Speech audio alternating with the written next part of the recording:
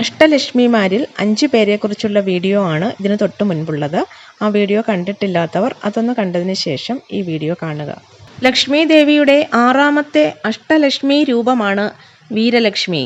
ധൈര്യവും നിർഭയത്വവും പ്രചോദിപ്പിക്കുന്ന വീരലക്ഷ്മി ധൈര്യലക്ഷ്മി എന്നും അറിയപ്പെടുന്നു. 8 കരങ്ങളോടുകൂടിയ വീരലക്ഷ്മി ദേവി ചുവന്ന ഉടയാട അണിഞ്ഞ് താമരയിൽ സ്ഥിതി ചെയ്യുന്നു. ദേവിയുടെ കരങ്ങളിൽ സംരക്ഷണത്തിൻ്റെയും ശക്തിയുടെയും പ്രതീകങ്ങളായ ശംഖ്, ചക്രം എന്നിവയും യുദ്ധായുധങ്ങളായ അമ്പ്, വില്ല്, വാൾ എന്നിവയും ജ്ഞാനത്തിൻ്റെ പ്രതീകമായ താളിയോല ഗ്രന്ഥങ്ങളുമുണ്ട്. മറ്റ് 2 കരങ്ങളിലായി അഭയവരദ മുദ്രകളാണുള്ളത്. അഷ്ടലക്ഷ്മിമാരിൽ 7ാമത്തെ അവതാര രൂപമാണ് വിദ്യാലക്ഷ്മി.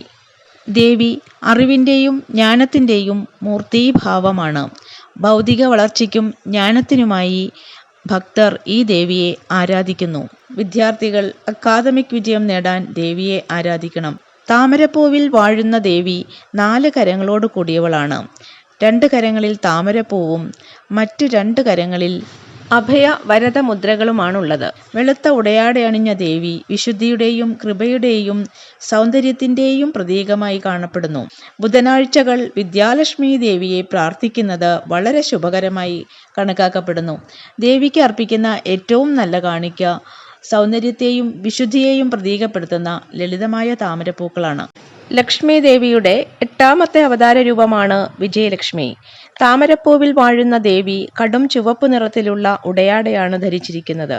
ദേവി ജീവിതത്തിൻ്റെ എല്ലാ മേഖലകളിലെയും വിജയത്തെ പ്രതിനിധീകരിക്കുന്നു. 8 കരങ്ങളോടുകൂടിയ വിജയലക്ഷ്മി ദേവിയുടെ 4 കരങ്ങളിലായി വാൾ, കുരുക്ക്, പരിച തുടങ്ങിയ ആയുധങ്ങളുണ്ട്. 2 കൈകളിലായി ശംഖും ചക്രവും കാണാം. ബാക്കി 2 കൈകളിലായി അഭയവരദ മുദ്രകളാണുള്ളത്. ദേവിയെ ആരാധിക്കുന്ന ഭക്തർക്ക് ശക്തിയും പോസിറ്റീവ് ഊർജവും ലഭിക്കും. ഇവ രണ്ടും ജീവിത വിജയത്തിന് അത്യാവശ്യമാണ്. ദേവിക്ക് ഏറ്റവും നല്ല വഴിപാടാണ് സിന്ദൂരം.